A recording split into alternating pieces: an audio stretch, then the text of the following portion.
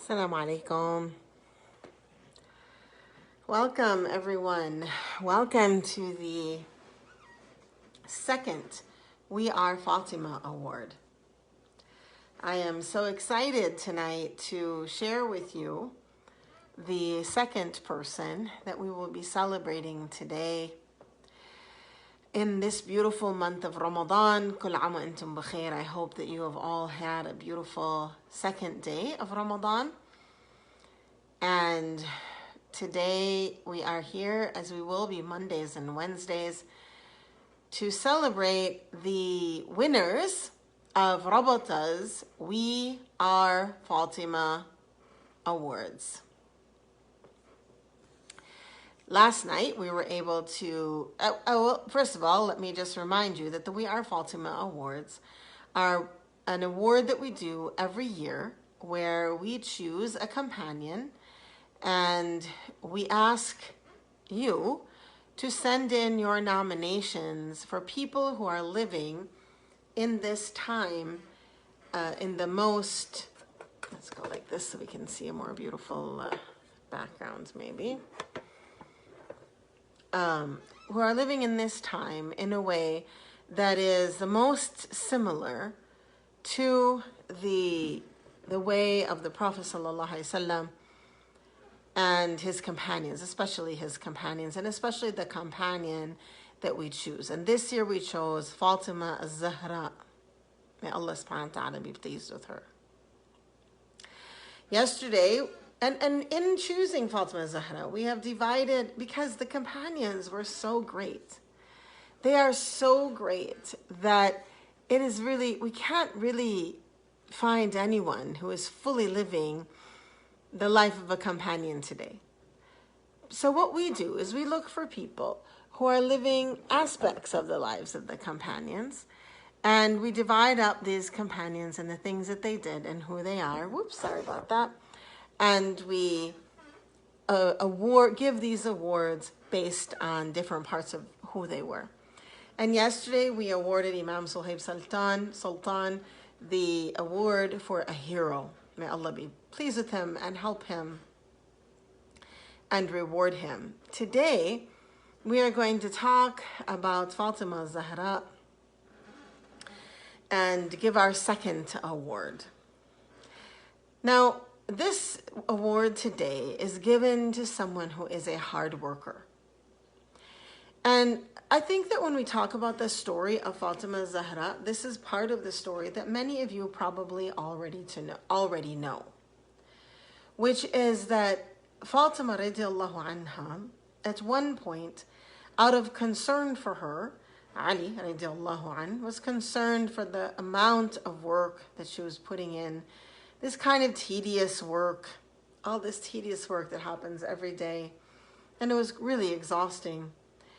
And what we find in a number of different narrations is that the Prophet ﷺ, to help her in her exhaustion, her hands were blistering, she was exhausted from the hard work, is that the Prophet ﷺ gave her a tasbih, a takbir, and tahmeed. This is Tirmidhi who tells us this. A tasbih, meaning to say Subhanallah, Takbir, meaning to say Allahu Akbar, and Tahmeed, meaning to say Alhamdulillah. Now, we have to think about this a little bit and think about what does this mean about the power of dhikr and how it can comfort us and strengthen us even when we are exhausted. And I really am excited about today's award because it recognizes something that I think as a community we have forgotten. And we had a number of nominations for this, for this category of hard worker, of many different people. But the one that really stood out to us was the one who I'm going to tell you who she is very soon. Someone who it seemed to me was really following in the footsteps of Fatima radiallahu anha, in that she has chosen to do the work that nobody wants to do. You know, in this day and age, we are often pleased to do work that puts us in the public eye, or pleased to do work that makes people applaud for us, or happy to do hard work when we have people who will thank us. But it's something else altogether that is different when we say, yes, I'm willing to do work that is purely for Allah subhanahu wa ta'ala, and it's okay if nobody sees me, or it's okay if nobody appreciates me. The Prophet ﷺ, when he gave the tasbih, the takbir, and the tahmeed to Fatima radiallahu anha, he was giving these to his beloved daughter, teaching her and giving her a great gift of strength, a great gift of blessing, but also a great gift of teaching her that work itself is not something to be afraid of. That hard work is our friend, especially when we can bring forth the tasbih, takbir, and tahmeed, or saying subhanallah, saying Allahu Akbar, and saying alhamdulillah numerous times during the day after our fard prayers. Maybe in Salat al-Tasbih, we can say it in so many different ways. And subhanallah, our communities are struggling.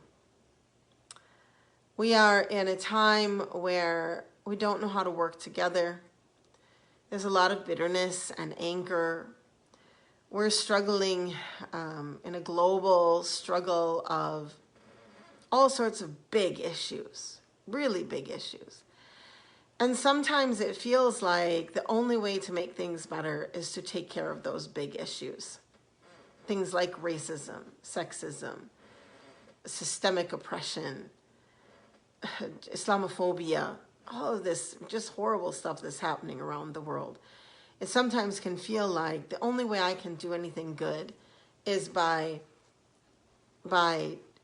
jumping at these big issues.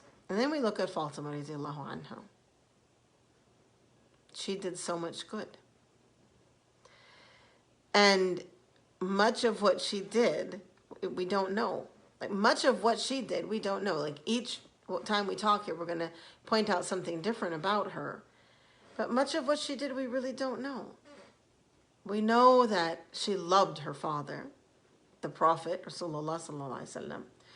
We know that she followed the faith and was a good, strong Muslim. We know she was a very hard worker. We know she took on tasbih, takbir, and tahmeed in a serious way. And through this, made changes in the society that she lived in real ways. And I think today I would like to encourage all of us to process the difficulties that we see in the world, instead of by feeling like we have to somehow make the big change, because us and maybe individually we don't have that influence, but to know that we can make small changes where we are. And sometimes those small changes start with acts of service and hard work that is unbelievable in its wonderment. We know that she would grind corn. We know that she would carry water. We know that all this hard work caused her hands to be blistered, gave her pains in her muscles and her back. All of these, it really made it difficult for her, which is why when she asked her father for help, he gave her some of the greatest help, which was to say subhanallah, Allahu Akbar, alhamdulillah. Some in the narration say 33 times after the prayer. And subhanallah, it is said that her motto in life was service for Islam and serving those who are working for Islam. She used to be hardworking at the forefront of the battle, Fatima, nursing the wounded. She was the one who burnt a piece of straw to cauterize her father's wound on his cheek. And also in the Khandaq battle, she also worked to prepare food, to help the people. And in the camp, she led the Muslim women in prayer. Fatima radiallahu anha was a hard worker at all times, not looking for the job that was out in front of everybody, but rather looking for the job that needed to be done, And in this way, she spent her time in the pleasure of Allah subhanahu wa ta'ala, in pleasing her Lord. Our winner today, her name is Valerie Gunn. Congratulations, Sister Valerie. I'm really honored, and I hope that I can meet you in person one day. The incredible testimonies that came here about our dear Sister Valerie and the work that she does and has been doing consistently, because you and I, we can do work for a short period of time, but Valerie has been doing it consistently. She has been a Muslim for more than 20 years, so she's a convert. And she works as a daycare provider and is responsible for the daily upkeep and cleaning of her local masjid in Cincinnati, Ohio. MashaAllah.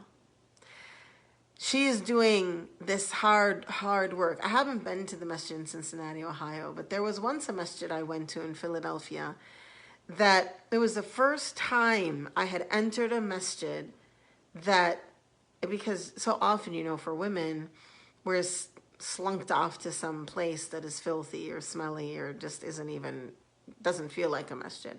So when I went to this masjid in Philadelphia in 1989, I think it was, it was the first time I had entered a masjid that was truly, truly clean and beautiful and amazing. And it really did something to my heart. And it really changed me, and it was something that really helped me. And our dear Sister Valerie has been cleaning the masjid for 20 years. She says that clean bathrooms make the masjid much more inviting, and we should certainly honor the house of Allah more so than our very homes. However, as you know, and one of the persons who nominated Sister Valerie said that people don't follow this common sense. People don't give proper manners when it comes to visiting the masjid. They make a mess. And Sister Valerie does all of this work, and she continues to do it, here Zainab is saying in the chat box, with a smile on her face, and I have that in my notes here as well. That she has been serving the masjid with a smile on her face, even though the community members are not always treating the house of Allah as they treat their own house, and we should treat it better. And we should treat it better than we treat our own houses, our own homes. She's always smiling. She's always remembering the community in her dua. She is a hard worker and doing it, subhanAllah. I wanted to say one thing tonight in our honoring of Valerie, that she's doing this amazing thing, and she's been doing it for a long time. And we're not exposing this good deed because we want to take away the reward from her, but because we want more people to follow her, and we want you to know that there are those special people in our community still. If you are a person who's frustrated, who's struggling, who's just been disappointed by the masjid or by your community, we want you to know in this award that we're giving that there are those who are shining, and we can be like them and we can imitate them. And we pray for Valerie that Allah subhanahu wa ta'ala gives her a much greater reward in the next life, that He raises her to the level of Fatima radiallahu anha, and that she can meet her and know her bil akhirah, bil jannat al firdaus, inshallah. Congratulations to Valerie Gunn of Cincinnati, Ohio. I look forward to the day that you and I can meet in person. Congratulations for this award. May Allah subhanahu wa ta'ala continue to bless you, continue to give you a smile on your face, and rewards you in ways that only He knows, that only Allah subhanahu wa ta'ala knows, the type of reward that He gives and the greatness of the reward that He gives. Congratulations again. And for everyone watching here today, I want to tell you that this award is given by Rabata.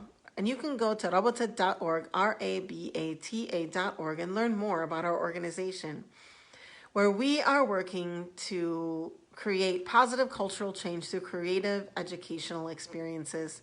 And we do a lot. We have an online academic program. We have programs for teens, programs for children. We have a publishing company so we can bring you better books that are out there. We have Circles of Light, the Rabata Masjid program, which is an incredible online program for women. We have a very special curriculum program that builds curriculum around Muslim women in history. We have our Black History Month and our Women's History Month online curriculum that we offer. We are doing so much in the world of education. And we are doing this because we hope to see the rising tide of Muslim women, scholars, teachers, murabbiyat, community stewards, people who are following in the footsteps of companions such as Fatima Zahra, radiallahu anha. And to do this work, we need your support.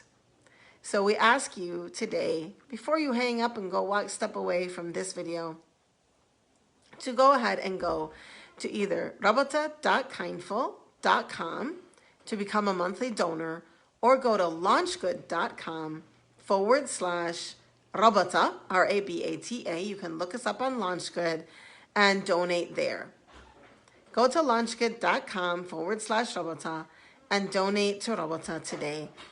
And make sure that you are certain that you are putting aside something to meet you on the Day of Judgment. This is a sadaqah jariyah that encourages and insists and helps us and to make sure that our future is secured, that at least 7 generations in the future, that our families, our children, our daughters, our sisters, our friends, our mothers, our aunts, our neighbors, all have the possibilities of learning and growing in this beautiful faith. Congratulations again to Valerie Gunn. I'm so proud of you. I'm so excited for the day that I can meet you. And I pray that we can all learn lessons from you and from Fatima Zahra radiallahu anha. Assalamu alaikum rahmatullah.